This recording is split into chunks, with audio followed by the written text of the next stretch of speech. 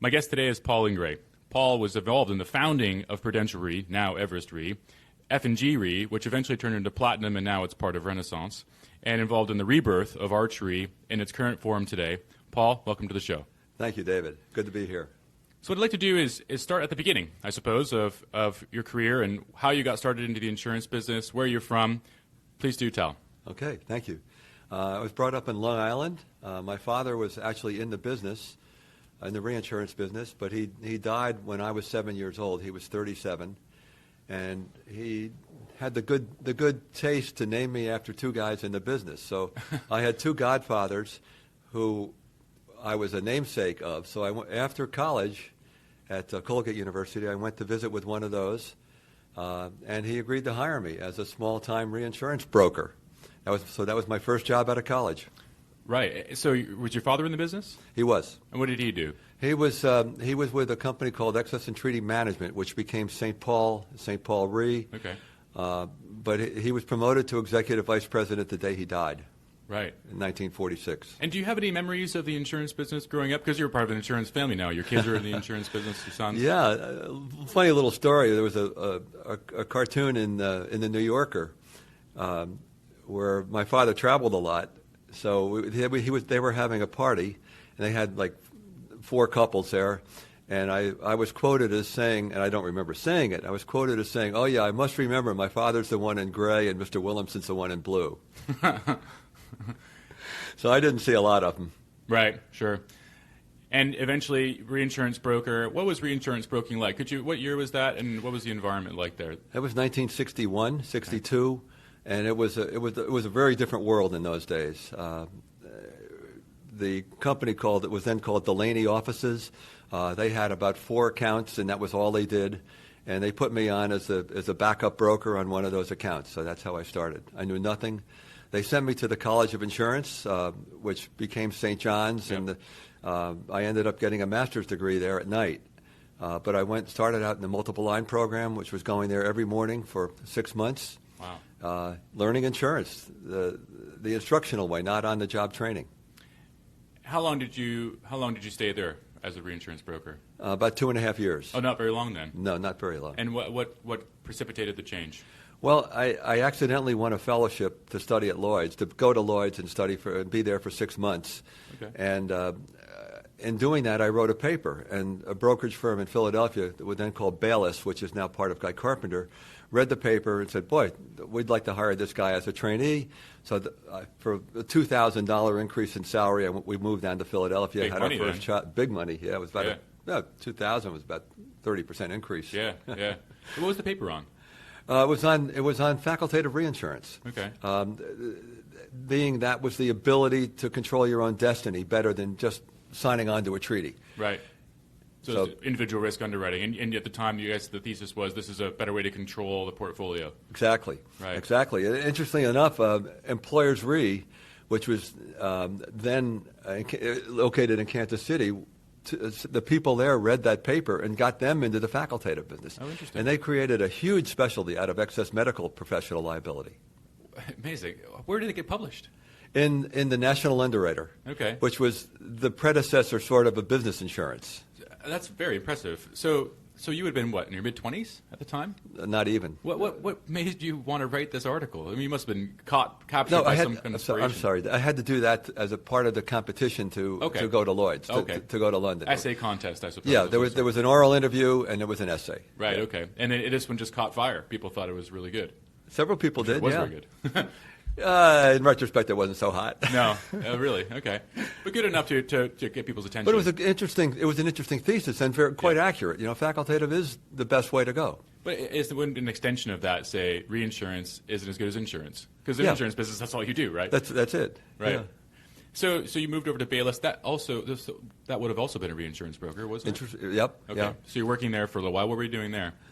Visiting very small mutual insurance companies, right. Which was extremely interesting because when you go to a small mutual, a typical company might write $300,000 or $500,000 of premium, have $1 million of surplus, and overcapitalized, but they only wrote in 1 or 2 or 3 counties in a given state. So you really learned how a company operated, how they dealt with their agents, how they adjusted losses. And Bayless was very hands-on, Yeah. quite a professional brokerage operation, and ended up getting bought by Marsh McLennan, Guy Carpenter. Yeah. Well, and the legacy of Bayless lives on in the regional portfolio that Carpenter maintains to this day. I mean, it's a very impressive business. It is impressive. I hold some professional jealousy, to be honest. Well, you should, because they hardly ever lose an account. Yeah, no, it's impressive. And so how long did that last? Again, I seem to have a 2.5 year shelf life. Okay.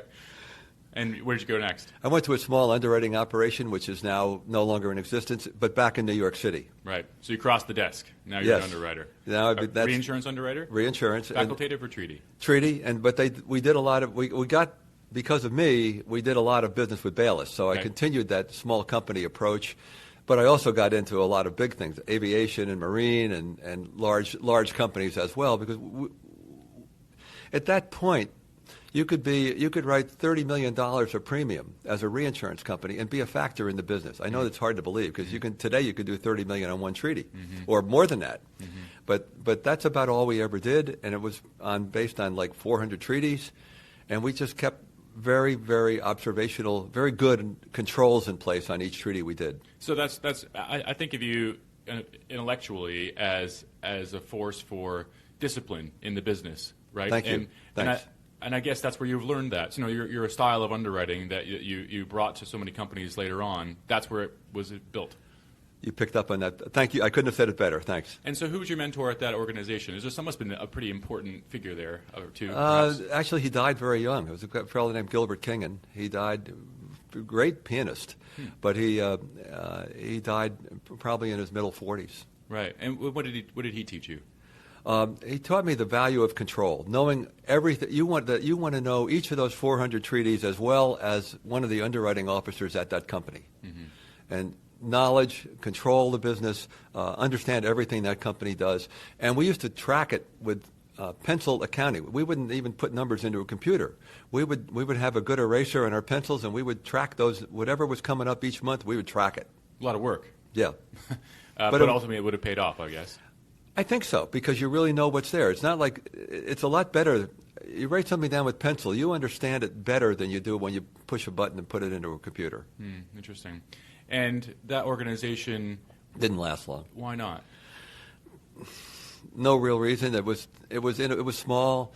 They still had about 40 employees. It was expensive. They had a few underwriting contracts with companies in Europe, and one or two of those pulled the plug on them.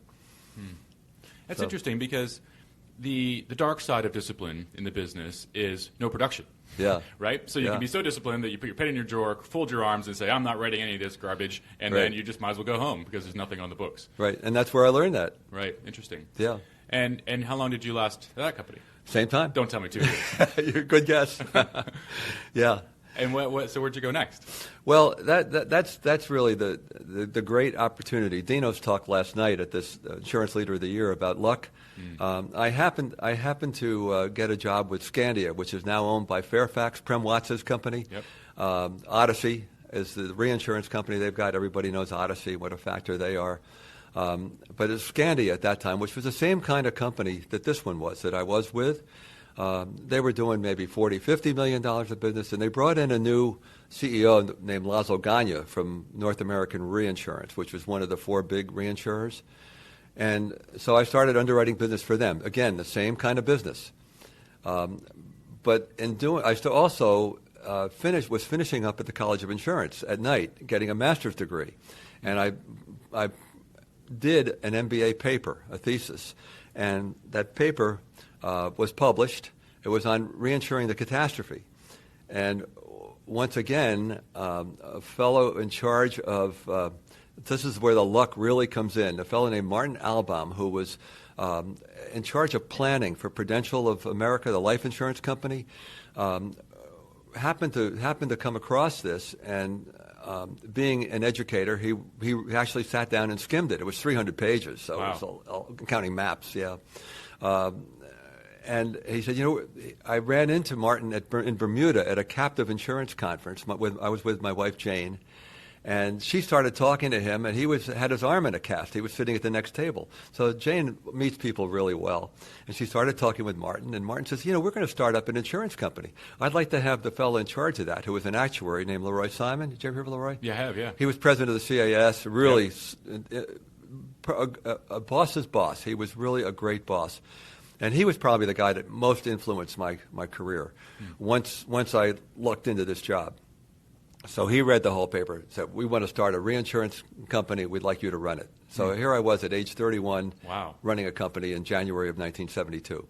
And what do you think was the core insight in that paper? Was there something? It was sort of like doing catastrophe reinsurance on a facultative basis, understanding we were way ahead of mapping, and it was understanding the exposures in every county and every state. Right. It was minuscule stuff. Very detailed work. What you learned from your boss at that. Just carried it over. I didn't even know that I was really focusing on that, but that's what the result was. Interesting. Yeah. And so that was Prudential Re. That became Prudential Re very shortly, which became Everest Re. Yeah. Yes. And the Prudential was lucky that they got Joe Toronto, because he made the whole thing marketable. Yeah, Joe Toronto, another podcast guest from a few weeks ago. One of my good friends. And a fantastic operator. He is. So how long did you last at Prudential Re? Don't tell me 2 years. No. Okay. 13. 13. Okay. Lucky 13. Right. 13's a great Colgate number. So. Right. And I'll just pause there and let's just sort of look back now on what you'd experienced up to that point. How many cycles had you seen? Insurance cycle turns, soft to hard market. Well, do you want me to go through it in detail? Sure. Okay. The business was very formulated in that in the United States through the 40s, there were tariffs in place like there are in some European countries today, and most insurance companies did not compete on price. They competed through their agency system, or through the direct marketing like Allstate and State Farm. Because the prices were fixed. Prices were pretty fixed, yes. And then a law was passed in the late 40s called McCarran-Ferguson. And that did two things. It gave the states the right to regulate insurance, but it also encouraged competition, price competition. And so what happened now was that each form, inland marine, surety, everything had its own competition levels. So the business became very much piecemealed. It was you had a company like Chubb, for example, would have instead of one more amorphous company, they'd have like a dozen different specialties, and that's where I really came to love the specialty business. And when that happened, so that happened in the 40s. Everything went along reasonably well, but as competition takes place, prices started going down. And in September 1965, what was then the biggest event in history, biggest insured event, Hurricane Betsy, hit New Orleans. And that was a real disaster. And I was in London on this fellowship at the time, and I sensed real anger on the part of the Lloyd's underwriters. And understand, David, at that point in America, Lloyd's controlled the reinsurance business. Yeah. They were the factor. Yeah. There was no real competition. Whatever Lloyd's wanted got done. Right. And they were pretty forceful about it and pretty conservative about it. So they got angry. Syndicate underwriters were saying, how come you blokes in America can't control this business? I mean, what's wrong with you? You don't know where your stuff is. Yeah. How can you have a catastrophe loss and have the losses go up 6 months later, a year later, have them increase, go into retentions, go through CAT programs? So they were really bitter about this. And so that turned the whole market. That was really the first cycle, 1965, and which created a cycle of opportunity that started in around 1967 with rates going up, especially in the property area, but every place. Did it make sense at the time? Because right now, obviously cycles are a familiar idea to us all, but at the time it must have been, was it surprising, or do you remember what people thought about the first cycle? It didn't really. They thought it was kind of the end of the world because they hadn't seen this before. Yeah. And Lloyd's in particular was being very forceful about it, and it was sort of. Well, let's just skip on from there to the next cycles. It was a shock. It was a shock to the system, to the reinsurance system. So prices started going up, and then in 1974 we had the first financial investment sort of crisis started. The next market turn. Stagflation. No, not yet. This was bonds were underwater. Stock market went down. Equity pricing went down. Most insurance companies were invested in bonds, though. So interest rates went up and the bond values went down, so their surplus went down, and that created the second market of opportunity. Just like the financial crisis, 10 Exactly. years ago. Exactly. And we'll get into another one of those. So prices peaked there in 1977, 78, 79, and at that point, Jimmy Carter became not Carter's fault, but if you're too young to remember, but the prime rate went up to 17, 18%, if you can imagine that. I see it in the Time series going back to I was born in the 80s, Paul, I have to admit. I feel like I should apologize. Yeah, I wish I was. So anyway, what happened then was this was the birth of cash flow underwriting. Companies, Argonaut was one of the big ones, would write, Argonaut did a deal on the New York Medical Society where they came in and exacted a 93% rate increase. And they did it. It sounded huge at the time, and the docs in New York were really upset. Marsh McLennan was a broker. It was a big, big deal. I bet. And we led it at Prudential Re. We led that deal. And who priced it? Was it you, or was there another underwriter? I mean, you must have really gotten around and said, "We got to do this." That must have been an interesting moment. Roy Simon and I did it. Yeah. Right. How did you come to that number? Like, how did you pick that? He exercised all the actuarial science he could, Okay. And if you can imagine, what can you possibly do? I wonder, right? Well, you're an actuary, so you know how hard it is with excess medical malpractice to forecast losses based on past development. Yep. So he picked the number. You're out guessing at best. Even at that, it turned out to be woefully inadequate. Wow. Yeah. That deal was still underpriced. Still underpriced. My goodness. Yeah. The docs, everybody was upset about it. Marsh was. They didn't like broking this 93.5% rate increase, but they did it. There was no other game in town. Yeah. So, that was at Prudential Re. Yeah. That one. Yeah. Interesting. Yeah. Okay. And so the same thing happened in 1982, 83 was the pits of another cycle. Yeah. 84 things started leveling off at a low level, and then 85 really was Katie bar the door. It was you had retentions going up, doubling. You had rates tripling on excess liability business. I'm talking about now. I remember a risk on the Meadowlands where the Giants were playing. The retention went from $1 million to $5 million on a casualty umbrella excess, and the price went from $100,000 to $1 million for $10 million excess of $5 million. 10 times. I mean, that's the kind of deal that was going on then. Yeah. And so if you weren't living fearfully, if you weren't afraid based upon your past results, it was an ideal time to be in the business. Of course. And so we at that point, I had pulled off another move? just through friends. Yeah, that's when I started F&G Re in October of 1983. Everybody said, "What are you doing it now for?" Yeah. And what were you doing it then for? Well, because I just had this innate feeling that things were going to change markedly with what was going on in the business. And you wanted a clean slate. Yeah. To work with. So I had 5 friends, one of which is very active today, John Berger, one of the really talented people in the business, and we, 6 of us, really started F&G Re. So what was your position at Prudential Re just before that? What was your role? I was a senior vice president in charge of all treaty business. Okay, so you're running the treaty. There was an equal senior vice president who was doing facultative, and then there was another guy who worked for the facultative guys who was running Gibraltar Casualty, which was excess casualty liability. And so I guess 2 things would propel you to F&G. One, I guess the opportunity to start a company. So that's interesting, right? You have more control. You're now, I might not know what your role was after that, maybe CEO. And the other thing is you can shed a book which constrains you a little bit by, is that be too much data and you don't want to get distracted by that? Like, why would you move on a cycle turn?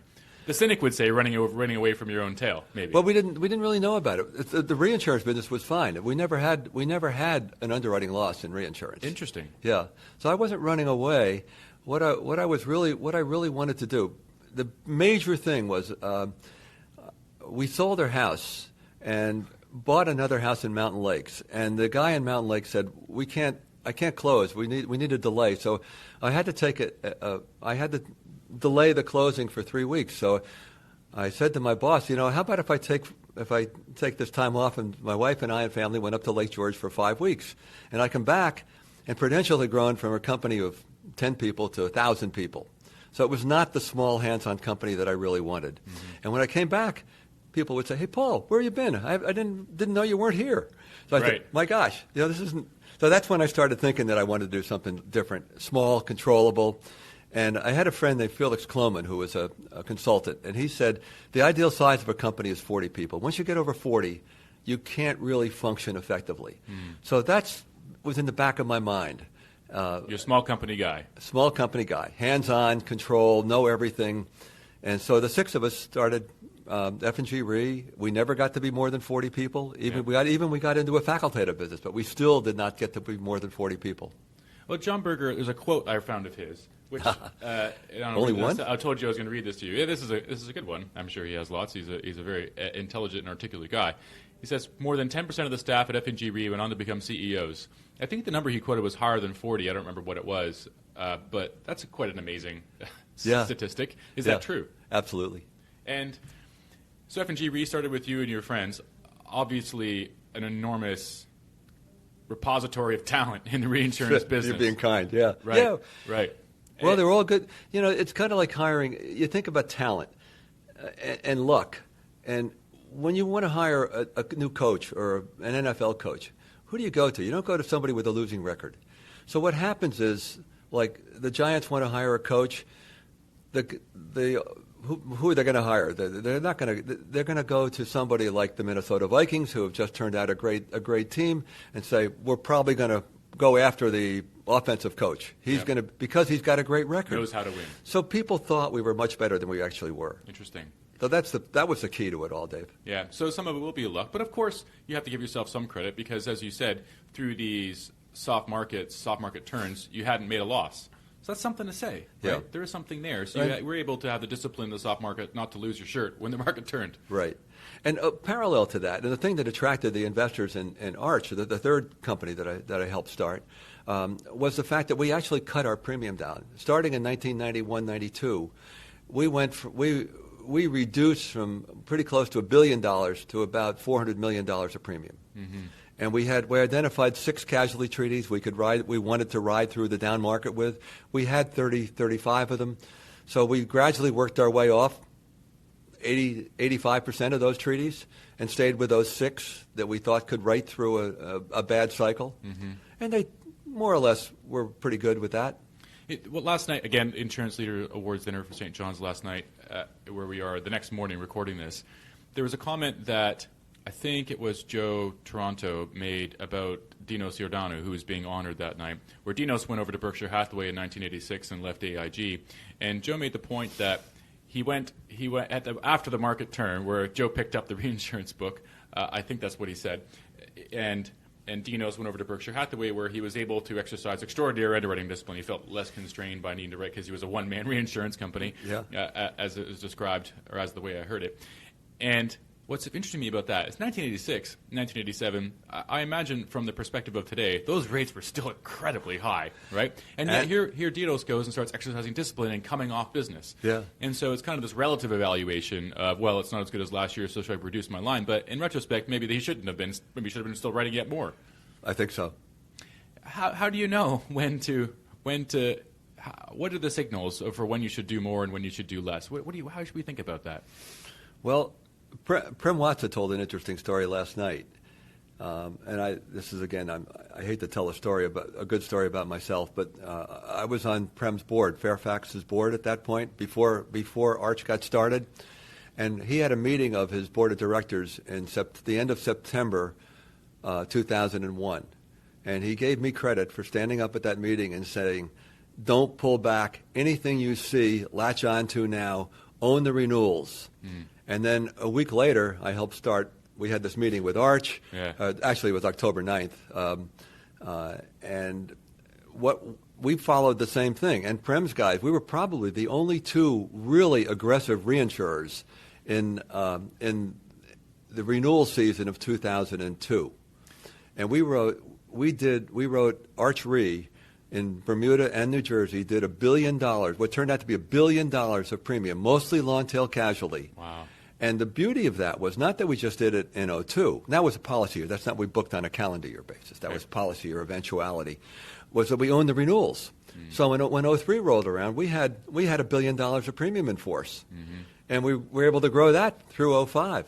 And then '05, we had a few cats. I'm getting ahead of ourselves here, but so you asked me a simple question. I hope I answered it. So, I'm so fascinated by it, and it's such a dramatic story. Let's talk about the founding, or the refounding of Arch, because Arch Re existed before you joined, and Bob Clements, I think was the gentleman's name. Yeah, he pronounced it Clements, but that's fine. Clements, okay. So legend has it, you met with him in an Albany hotel. That's right. How did that meeting come about? How did you know Bob Clements, and what hotel was it? It was called the Desmond Hotel right at the airport in Albany. Bob Clements and Bob had a right-hand guy named Peter Appel, who was really the guy that... Later a founder of Elis? Yes, exactly. Good. Yeah, he sold out most of it. Now, Peter is one of the most market-savvy, intelligent lawyers I've ever met in my life. Terrific person, and he was really acting on what Bob Clements felt. So he was the guy that made everything happen. The doer. Yes. Yeah. Okay. He set up a company in Bermuda in 6 months before 9/11, before the planes hit. Yep. He bought a Nebraska insurance company. So all this stuff was in place. Yeah. And we had a meeting October 9th. So he calls you up. Bob calls you up. Did he? How did he know you? Just through the business. Right. Clements was a factor. I was a sort of a factor, and Right. He knew who I was. And he chose you. It was one other little thing happened though. The company that they ran, Risk Capital, was founded on the basis of being a marginal player in the reinsurance business. They actually sold their reinsurance company a couple of years earlier, apparently, to Folks America, I think it was. So they kind of restarted it. It was this interesting platform that they were playing with. It wasn't doing well. But the other parallel side of that was investments. And the investment part of it, when their ads, they would talk about doing special investments and especially reinsurance products. So they were doing this. It wasn't going well.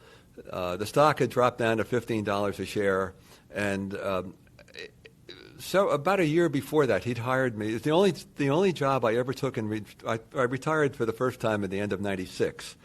So I'd been out for 5 years, almost a full 5. And he hired me after 4 years to come in and look at their book of business and write up an evaluation on it. Okay, interesting. So he had that, and then one of my 6 guys, 5 other people, was a guy named Dwight Evans. Yep. And Dwight was looking to leave St. Paul Re and start up something, and he had come to Clements and Peter with a game plan, which is literally our game plan. Okay. So this was all there, and they said, "All right, we've got to. You and Paul, Get the band back together. Put the team back together." So that's actually what happened at this infamous airport meeting. And at that meeting, Dwight and I sat down and talked, and we said, if we're going to do this, we got to hire Grandison. So the 3 of us. How'd you know him? Mark was working for a consulting firm in Atlanta. I think it was Tillinghast. Okay. And he just happened to come for an interview, and he was the best interviewee I've ever had. Interesting. Yeah. So this was a few years. Interestingly enough, Mark worked for F&G for 7 years or so. Yep. Went to work for Berkshire Hathaway for Ajit. Yep. And so we hired him when this was starting up. He got the fire, and we hired Mark as our main guy, Dwight and Paul and Mark. So you had this feeling that you had the ability to assemble an extraordinary team. I mean, that's a very impressive group of people. Well, it's impressive because our results were good. I don't know that we were that much better than anybody else. Yeah, but I mean, I know I've met several of the folks that you're mentioning, and I don't know. I do personally find each of them impressive in each of their own way. So the meeting went well. Yeah. and then you turned around and raised $700 million in the space of, what was it, 10 days? I mean, I've heard a few different things. Well, yeah, it was about that. But what happened was Bob Clements had some good friends at a venture firm in California called Hellman and Friedman. Okay. And I had a guy that became a good friend named Q-Song Lee, who was then at Warburg. And Q-Song had done his due diligence. In 1992, the cat crisis, Warburg invested in what became Renaissance Re. Mm-hmm. And one of my 6 people was a guy named Jim Stannard, one of the best and brightest in the history of reinsurance. Mm-hmm. Jim now works with Rod Fox at Tiger. But in any event, Jim and Neil Curry were chosen to start up Renaissance from scratch. Mm-hmm. And there were 2 guys sitting in a room in Bermuda with 6 fax machines, writing all the cat business they could find. Amazing. in 2002. And so a whole bunch of things I want to try and touch on here if I can. Hopefully I can keep track of it all. So one of the things that's interesting was, so Jim Stannard worked with you at F&G Re, as so many of these. And Prudential Re. Okay, I didn't know that. Interesting. So he was one of the 6 that went to found F&G. Interesting. You lost Jim, though. He went to found Renaissance while you were there. What was that like? Well, how did he come to you and say, I got to go do this? Well, he didn't. That was an intermediate step. Okay. Jim had this one character flaw. When he liked being part of a big company. Interesting. And Norm Blake, who was hired to turn around US F&G, which was then a 100-year-old company in Baltimore and a traditional big tariff insurance company, wanted Jim to come down and be one of his key executive vice presidents. And Jim couldn't resist that. Interesting. So he stayed in the family, but he went down to Baltimore and worked there for a couple of years. And then Andrew came along, and the rest is history. Yeah. And so Hurricane Andrew, how did F&G Re do during Hurricane Andrew? We were very lucky. We had 2 good things happen. Because of the decrease in cat prices, our catastrophe written premium was down to about $2 to $3 million a premium. Second thing we did, we slowly over the years built up what was then legal before Sarbanes-Oxley. We built up a huge for us, about $30 million of fund with Berkshire Hathaway, with Ajit Jain. And it was a virtually riskless cat program we bought from Ajit, but we were building up these assets. We were paying in premium every year for 6, 7, through the hot part of the cycle, through 87, 88, 89. We were paying Ajit a few $1 million a year. He was giving us an interest credit, and we built up this $30 million fund. So when Andrew hit, not only were we light in premium, but we had this big cat protection, a $30 million bank there. So we were not seriously affected at all, and that when Ajit realized that, he said, well, I think I'd like Warren to talk to you, and that's what I mentioned earlier to you today, that I was fortunate enough to have lunch with Warren Buffett in 1992. So you caught Warren's attention, and Ajit set up a meeting, and the purpose of the meeting was for you to explain to Warren why you did such a good job. What do you remember about that meeting? I remember him as being seeming like my grandfather. Yeah, just a nice, interested guy. He's 9 or 10 years older than me, so I looked at him as a different generation. Of course, everybody looks at Warren as being his own. He's just an amazing person. Mm-hmm. But he sticks to a formula. Yes, discipline. Yeah. Right. Discipline. He's like you. He loves reading annual statements, David. That's probably his favorite thing in life, other than playing online bridge. Yeah, which is one of your favorite things, perhaps. I like duplicate. I don't play online. But okay. Do you think Warren learned something in that meeting with you? I don't know.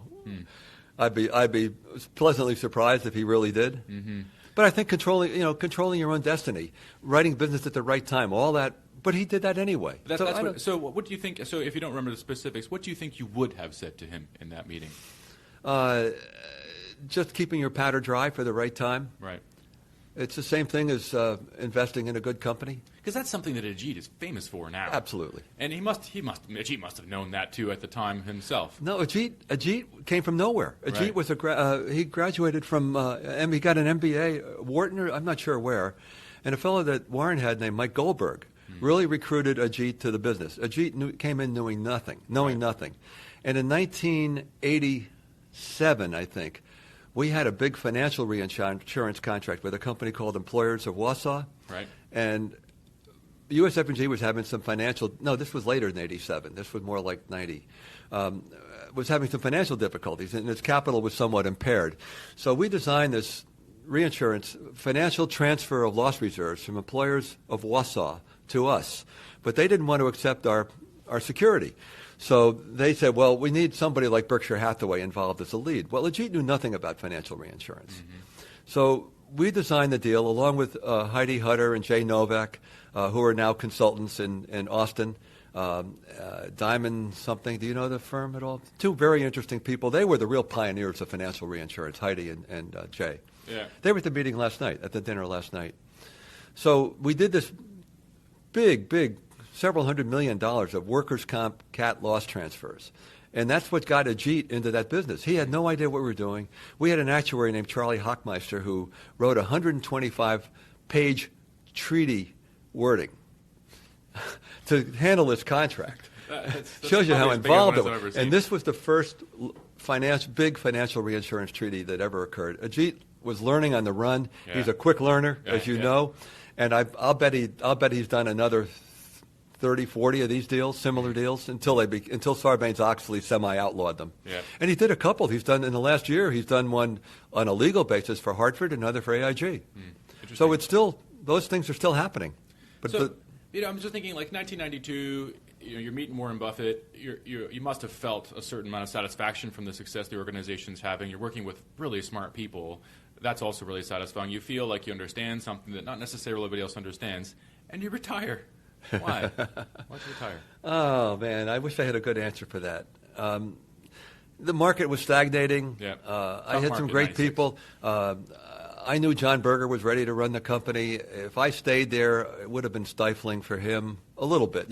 We got along great. Yeah. But everything just seemed to point for that. I love playing tennis and bridge and golf, and I just wanted to control my own time. Mm-hmm. And so in end of 1996, I retired. And so that was still F&G at the time? Yes. And it was later sold? Sold to St. Paul. St. Paul. And why was that, do you think? Because US F&G was still having financial problems. Okay, so the whole F&G organization went.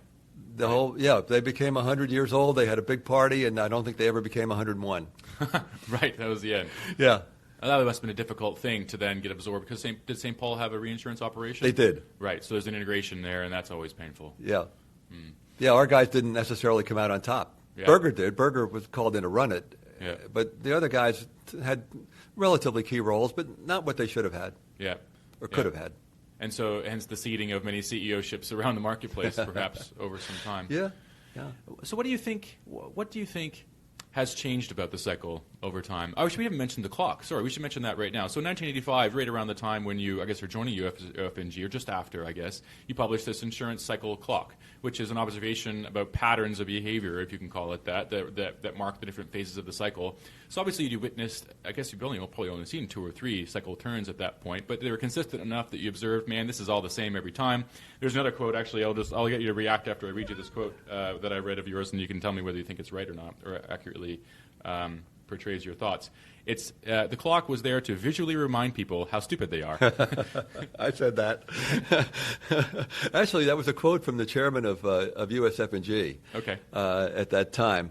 I can't even think of his name right now, but Jack Mosley. They were having this management meeting in Colorado, 100 people. I was the only one that had anything to do with reinsurance. All these guys were, senior vice presidents of US F&G, department heads, that kind of thing, guys and a few ladies. And I decided if I was going to make a half-hour talk to a group of people I didn't know, I wanted to make it interesting. So that's really what was being. I sat down and just started making notes of what happens generally, and that's how the clock was created. I wanted to make a half-hour presentation interesting. Yeah. Not always easy to do, but I think you nailed that one, Paul. Thank you. One thing I'm curious about, maybe a technical question, how did you typeset that thing back then? Because it's a circular diagram. I know if these days I'd use some kind of software program, which didn't exist back then. How did you actually make a clock with the text in it like that? I didn't do it, David. We had a great systems guy named Donnie Kelly who did it. Right. So he produced the clock for you. He did it. I had penciled it all out. Donnie put it together. Yeah, interesting.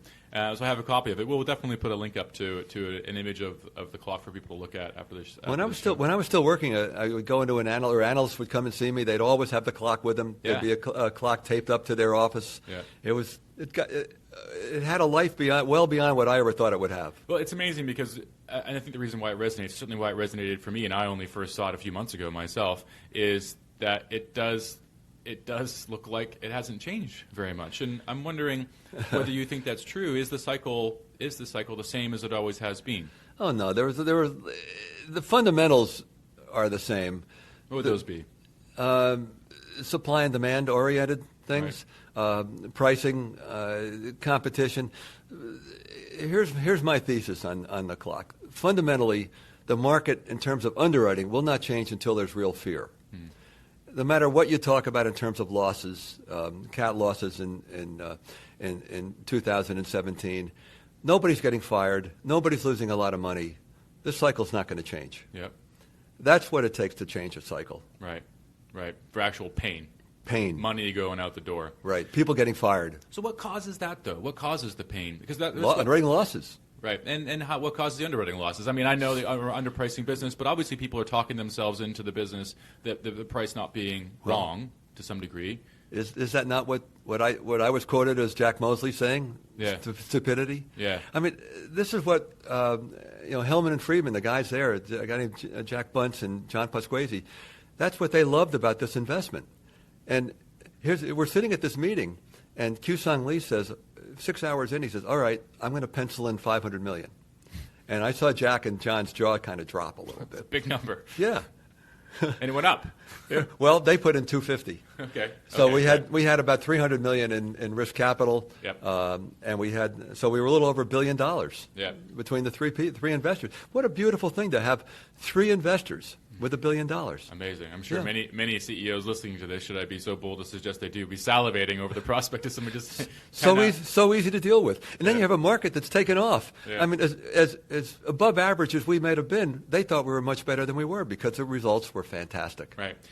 And that's the kind of one of the things that really fascinates me about that is the level of conviction required to in the market timing moment, right, to write that kind of check must be enormous. I mean, one, for you to come out of retirement and for these guys to write this giant check and for this team to get reassembled. I mean, you must have been very sure that it was going to turn around and then you're going to kind of ride again. What made you so sure? Well, think back to that time. I mean, you were how old were you then? It was before I was in the business. Okay. I read a lot about it. I'll tell you a little interesting story if we have time. Yeah. Okay, we're having the closing dinner in New York, and a group of us go out to P.J. Clark's. And don't forget, this closing took place at Merrill Lynch in the shadow of the Trade Center downtown.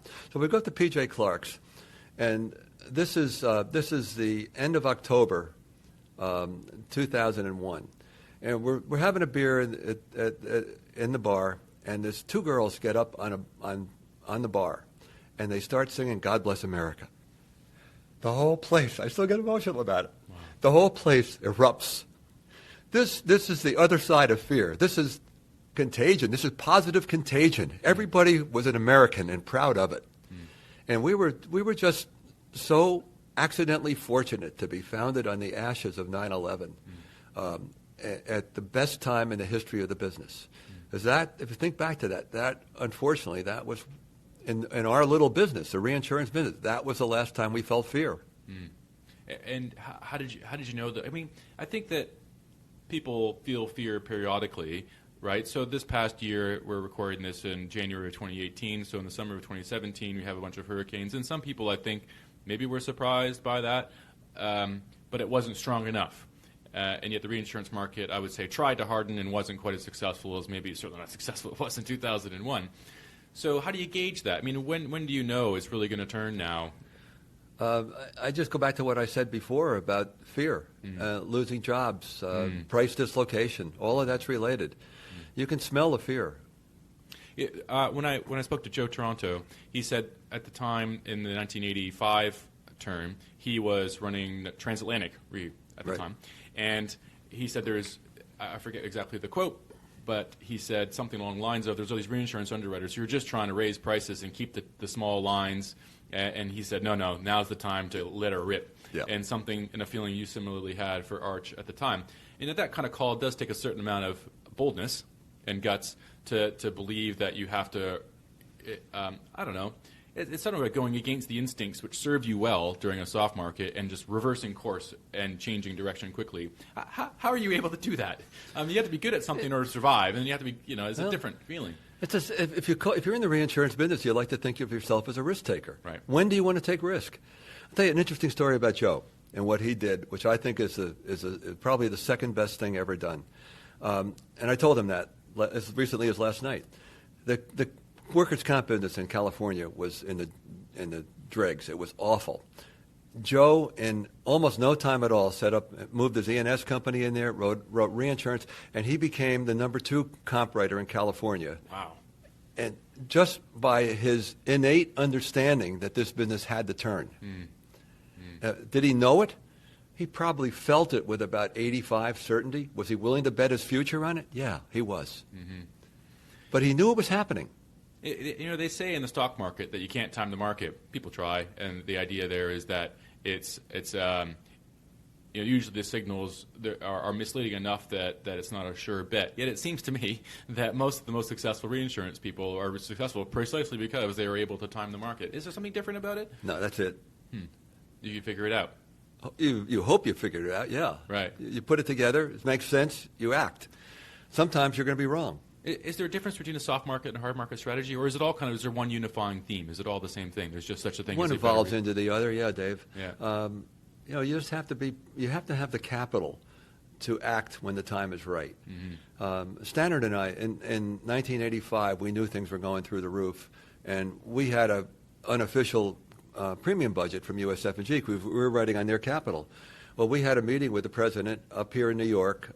We came in, he was at an ISO meeting as their company representative, and we told him what was going on, and he looked at us and he said, "You're much better able to write profitable business than we are through our agency plant, personal lines, because commercial lines just move faster than personal lines, and much of their business was small commercial or personal lines."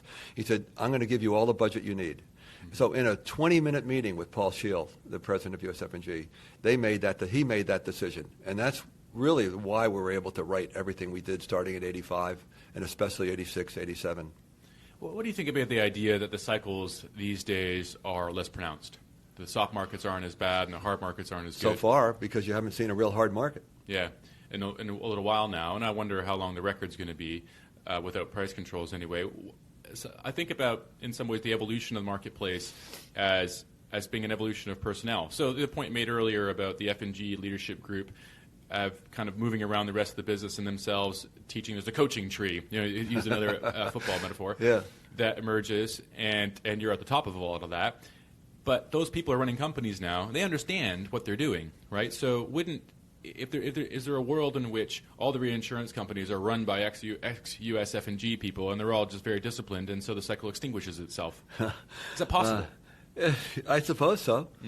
I suppose so. But it's in reality, we're getting old too. Sure.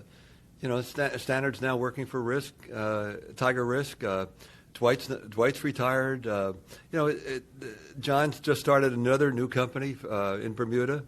So, but we're not the only people out there by a long shot. We're probably 2% of the executives today. I mean, at one point we had we had a lot of people out there, but we're getting old. I said to John one time. He said, "How come you got to know so many people?" I said, "Well, all my friends got old." Well. So you spend the time when you're in your 20s and 30s networking. And then if you're lucky enough to find yourself in a key position, those people are doing the same thing, and they're in key position. So that's really, it's almost as simple as that. And what did you do to network? Is there something you did consciously? Same thing. Go drink it. No, I didn't do a lot of but speak at conferences, go to a lot of things like that. Get out of the office. You get out, you do things. You visit companies. You find out what they're thinking, and you either say, you talk to an operating guy or a CEO of a company. You say to yourself, "That's really stupid. Let me see how it does." And in the reinsurance business, you have a chance to track that. You have a chance to say, "All right, is this guy at Indiana Lumberman's, is his strategy really going to work?" And you look and you say, "Oh my gosh, it is working. He's cutting back, but he's going back to his focus and why he was formed in the first place." Or some guys want to grow like Argonaut did, and you say, "Boy, when interest rates go down, these guys are going to be left holding a terrible bag." Yeah, and it happens. Yeah. One thing that a lot of folks who have been at the business longer than I remark is the professionalization of the insurance and reinsurance business. People are much more, I guess, better behaved and more professional than they were 30, 40 years ago. You're nodding your head, so that's an observation that you'll have made as well? Yes, but I'd throw a limitation out there. Okay. It definitely is. Absolutely agreed. End of sentence. I'll throw in another caveat, though. You can't ever mechanize things. You have to go with the feel. You have to understand that we're going through actuarial analysis. We've done outside audits, but is this still the right time? You've got to. There has to be a subjective feel amount to that. Why did Joe Toronto go into workers' comp in California? The tail on that is so long you can never be totally comfortable with it. But he knew there was a lack of market availability. And that's the same thing with excess liability or any class that's going to get into especially long-tail problems. The short tail, the cat business is pretty easy, falling off a log almost if you have the perspective and you keep your powder dry. Yeah. But the casualty, that's long-tail casualty is a tough business. Excess workers' comp, tough businesses. So how does a disciplined underwriter survive during a soft market if it lasts for Cut back. Cut back. And you can cut back to zero, at which point you're out of business. Well, we never did that. As I said, we had 6 contracts in the casualty business. Yeah. Dwight Evans created a thing called the marketing clock. Okay. Which was, I haven't seen that. Well, he produced it. Okay. And what it is, it says think golf, play golf. You have a little more time for vacation time. One thing we did at F&G Re, for example, was when we'd have like Martin Luther King, we'd have a half staff in for an extra day. We'd have everybody take a 4-day weekend instead of 3 days. When we didn't, because it just emphasized the fact we didn't want you to write business. Mm-hmm. You weren't there to show us premium growth. You were there to look for opportunities. Mm-hmm. So think golf, get out and market, but the last thing we want to do is execute a lot. So what about actuaries? So actuaries are more common now than they were back in the 80s, 90s. You could point to correlation between the rise of the actuary and the softening of the cycles, or dampening of the cycles, let's call it. Is something there, or do you think actuaries contributed to, let's just say actuaries is maybe a little bit of a loaded term, given that I'm an actuary, so I don't want you to feel constrained in how you respond, but data. So analysis, there's more information, there's better quality information, people are analyzing it more carefully, they understand it better, probably. Yep. Has that given any benefit to the strategic side of the business? Absolutely. And the person I mentioned, Roy Simon at Prudential Re, he was an actuary, head of the Casualty Actuarial Society for 1 year. So we had a whole actuarial department. And it was headed up by Charlie Hockmeister and the guy named Dave Skurnick, who was an ultimate weapon actuarial. He had a brain that very few people could cope with. Amazing. He was one of the smartest people I ever met. And Jim Stannard, all of them really bright actuaries. So what happened was actuaries started running companies. Yep. It didn't always work. As one of the best and brightest I ever met was a guy named Ron Ferguson, who ran General Re. And General Re's loss reserves, I say this with all due credit to Ron. He was an outstanding person and a great actuary. Again, head of the Actuarial Society. But they got things a little bit wrong. What do people get wrong in those situations? Loss development. Right. They ended up under-reserved. How does that happen? Didn't connect the dots right, I guess. Self-delusion, is that, you're hoping, is there something out there going on? You want it to be a certain way, and then you just underdo it? I think that's part of it. You do the best you can based upon the past. You connect the dots based on loss development, timing, severity is probably the biggest thing. The dots connect time-wise, but severity, when you start getting more liberal courts, severity can get out of control. So what does an actuary do? But he connects frequencies and severities. Yes. Frequencies are manageable. Yeah. Severities, though, if they're escalating, that's what I suspect happened to General Re, but I'm not sure of that. Mm-hmm. And General Re had the best. There was a line at my first retirement party. Ted Blanche had a great line. He was sitting at the people that I really wanted to make sure. And so Ted gets up and says, there was a Bornheater Ferguson actuarial. Have you heard of it? Oh, yeah. He says, here I am. I've even hired a few actuaries now. And here tonight at Paul's party, I'm sitting between the formula. Oh, very funny. Ted Blanche, also a former podcast guest. Is he? Yep, very what good a guy. guy. What a great person he is. So, A remarkable guy. Yep. He's still at 81, 82 years old. He's still starting new companies. What's amazing about that, and this is a little pitch for the other show that I had with Ted, is the thing that most impresses me, maybe one of the most impressive achievements I think I've ever heard of, is Ted, as I put it, changed the economic geography of the United States. He created a reinsurance business in Minneapolis, whereas one didn't exist before and wouldn't have started were it not for him, I believe. And that's a mark on the world that isn't easy to replicate. Yeah. In truth, though, his father started the business. Yes, that's right. And then Ted was a guy that brought in actuaries and brought in modeling. He had hired a great guy named Frank Wilkinson, and Frank believed in the cat modeling and all of this came about the same time that I was doing my master's thesis. Mm-hmm. So Blanche started moving into they were the first broker to really emphasize modeling, and they hired bright actuaries. Unheard of for brokers at that point to have actuaries, but they did. And now, look, you're one of them. Do you feel like there's a similar moment happening now? Like these days, and maybe this is, we'll close on some thoughts here. What do you think are some equally interesting developments, changes in the marketplace that might be happening right now? You're chairman of Spinnaker Insurance Company, which is an interesting platform as well, which I think of that as really capitalizing on how you can have a real thin but high, almost like a reinsurance-looking insurance company, and that's something that couldn't always exist. Yeah. What else do you see today that really interests you? Do you think that might be a trend that's worth watching? It's hard to pick out one thing. I mean, Spinnaker's plan is to write standard homo HO3 business in areas where there's capacity problems. Mm-hmm. And there aren't many of those. Mm-hmm. So our biggest state right now is probably Oklahoma, mm-hmm. from all the tornado history they had. We're trying in a small way. We only have $40 million of capital. Last year we would do about $30 million of premium. So we're growing, but not real quickly. Mm-hmm. But I don't know that I've answered your question, Dave. Yeah, I'm thinking, let's use the word insurtech if we can invoke something that is a buzzword and all about it. And I think legitimately exciting idea that we can apply technology and improve the way insurance companies work. What do you think about that? Absolutely agree. Yeah. No question about it. And big technological changes of your career, obviously cat modeling. One of the ones that I think is maybe underappreciated is the degree to which just data is just better and people can build a model of an insurance company and you can monitor operations more carefully, which I think has probably allowed insurance companies to be bigger. And they did grow in size over the course of your career in terms of employees, insurance companies. Is that something you'd agree with? Yeah. I mean, I heard last night that Arch has something like, was it 3,000 employees? Yeah. That's good for them. That's a medium-sized insurance company these days. That's not even that big. Yeah, really. And here at Arch, it's really a conglomeration of specialties. Uh-huh. Yeah.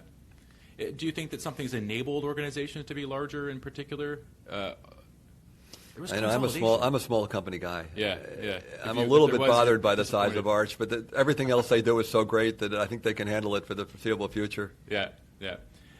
So you have retired twice. Yeah. Right. Yeah. And you, I was interesting. I don't know. I guess the terms of your employment in the rebirth of Arch. So Arch existed before you joined with Dinos and Mark and others. No, not Dinos. They just didn't join then. No, Dinos came in January of 2002. Oh, okay. All right. Oh, he'd been there. Oh, it existed. So as I said, Dwight, Mark, and I were there at the birth. Okay. Right. With the investors. Yeah. And you didn't intend to stay there very long. Oh no. I was in. I was all in. Oh, okay. All right. I thought I read somewhere that you had sort of this planned disengagement. No. Okay. No. Mistaken. No.